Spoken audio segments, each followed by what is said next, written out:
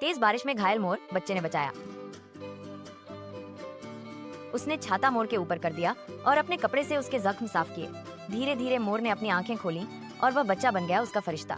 कभी कभी इंसान होने का मतलब सिर्फ इतना है, दूसरे की तकलीफ को अपनी मान लेना। बारिश में भीगी सड़क पर एक घायल मोर तड़प रहा था। गाड़ियां तेजी से निकल रही थीं, पर किसी ने नहीं देखा। तभी एक बुजुर्ग किसान रुका।